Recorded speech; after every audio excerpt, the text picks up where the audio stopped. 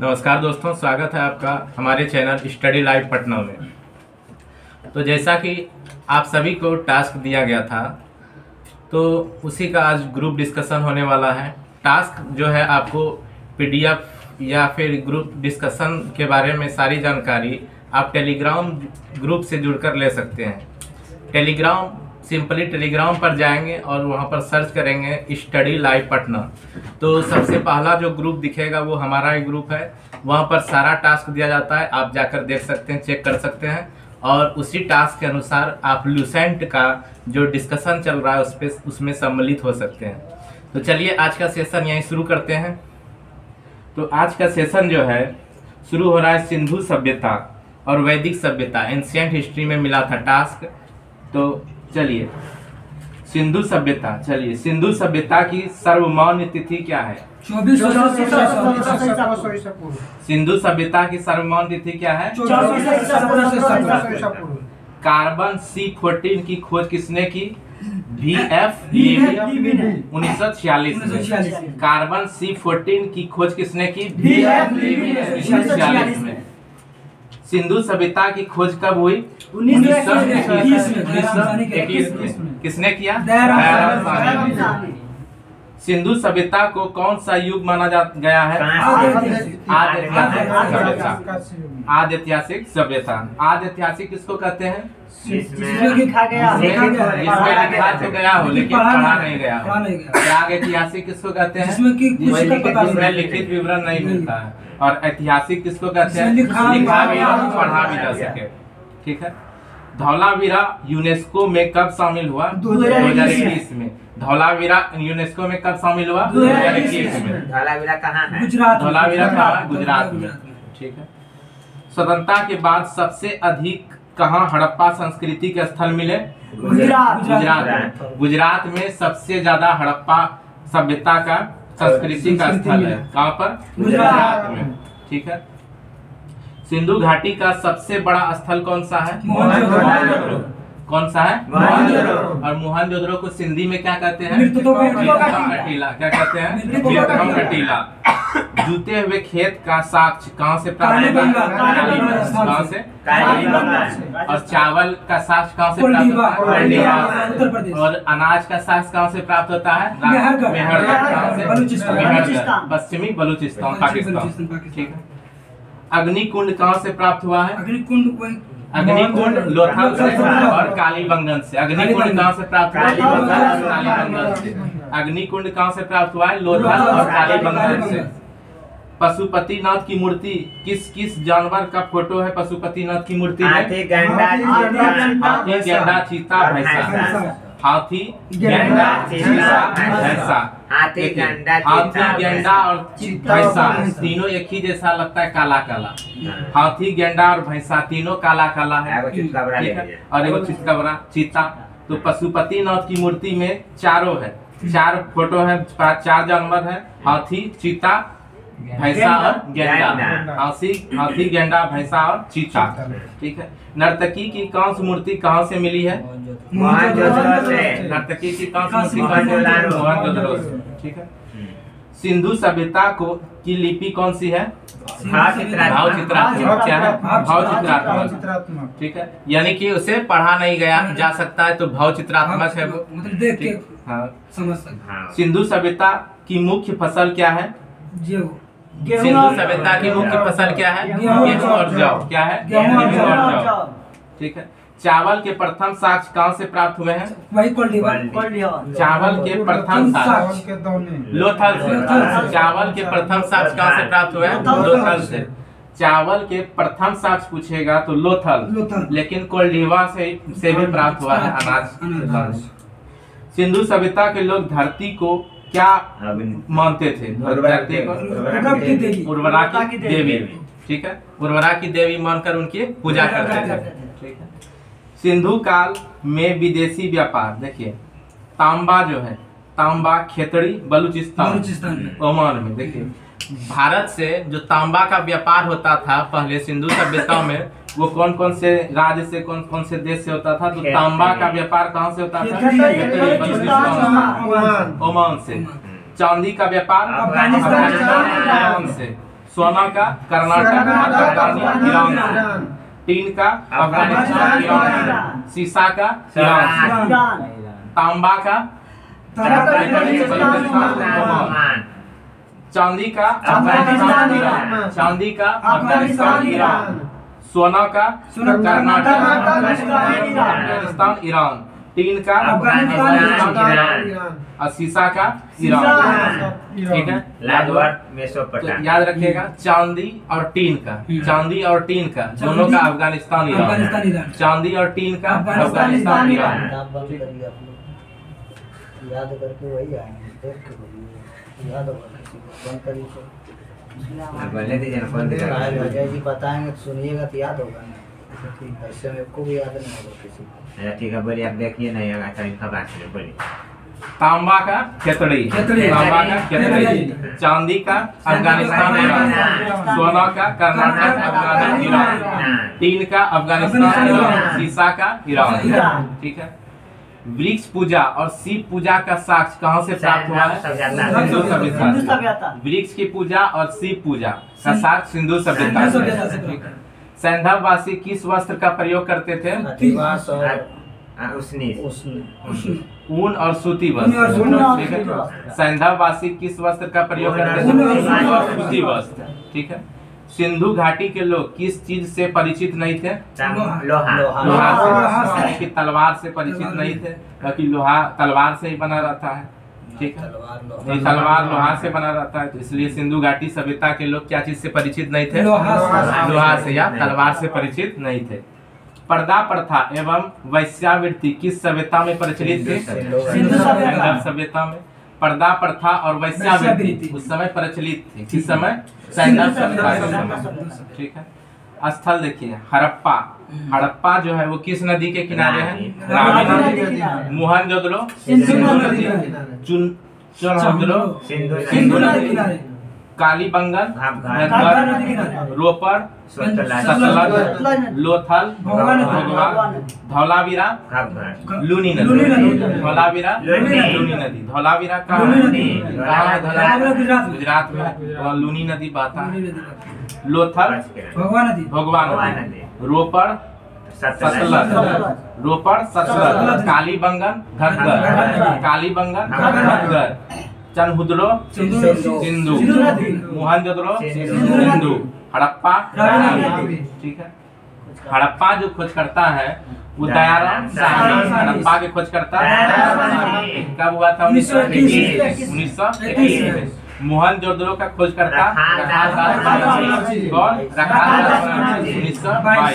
1921 में हड़प्पा, 22 में मोहनजोदड़ो। हड़प्पा का खोज किया था दयाराम साहनी, मोहनजोदड़ो का।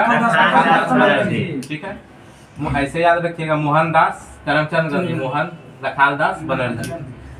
चनहुद्रो का मैके एनजी मजूमदार, एनजी मजूमदार। दो व्यक्ति किए थे, मैके और एनजी मजूमदार, 1931 में। ठीक है, चनहुद्रो का एनजी मजूमदार। कालीबंगन का अमलानंद घोष, 1951 में।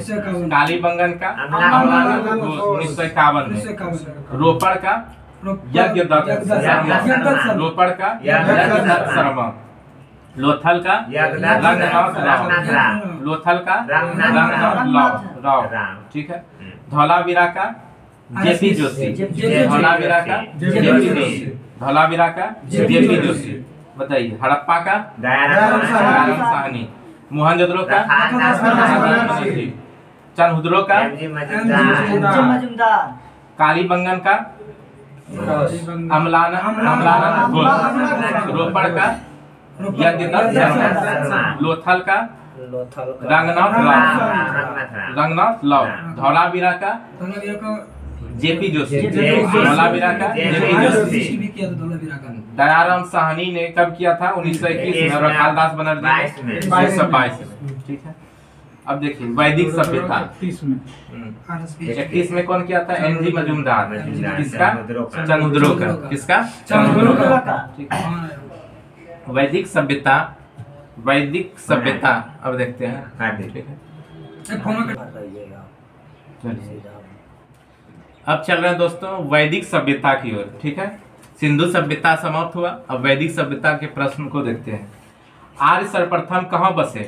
मध्य एशिया और भारत में पंजाब और अफगानिस्तान क्षेत्र। ठीक है। मैक्स मूलर ने आर्यों का मूल निवास कहाँ बताया? मध्य एशिया। मैक्स मूलर ने आर्यों का निवास स्थान कहाँ बताया? मध्य एशिया।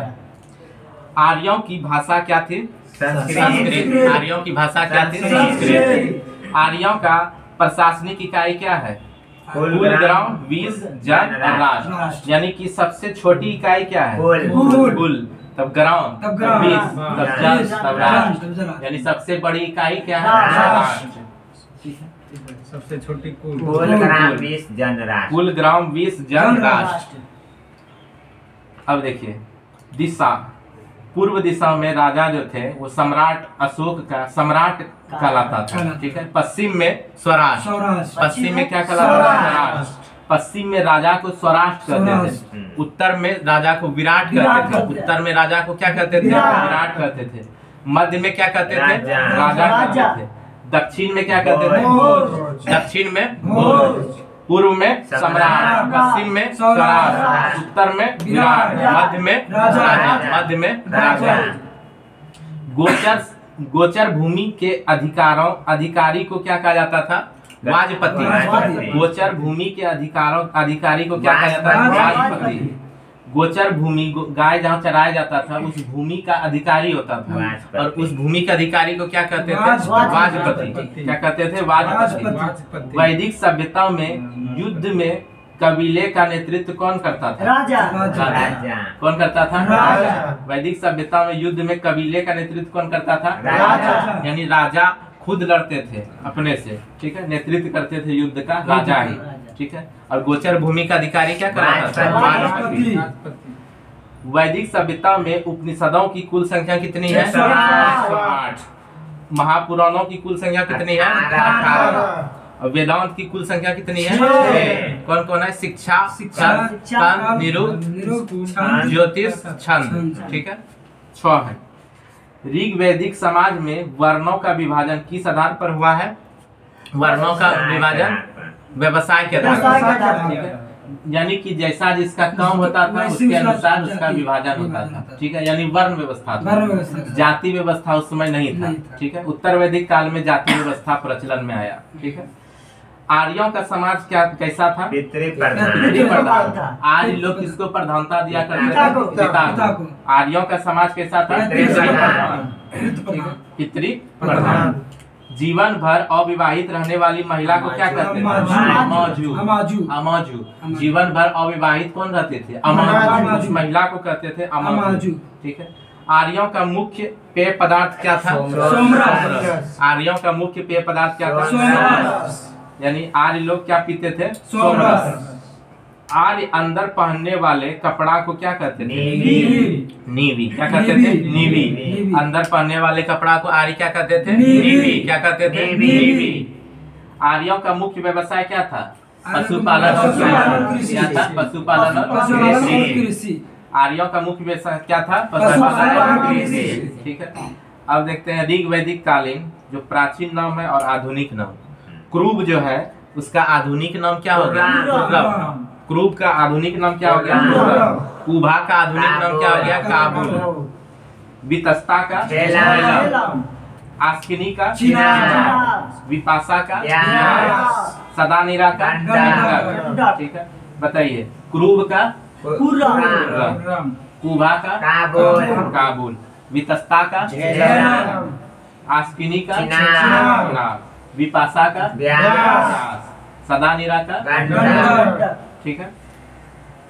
युद्ध एक वर्षा का युद्ध के वर्षा का देवता को क्या कहते थे?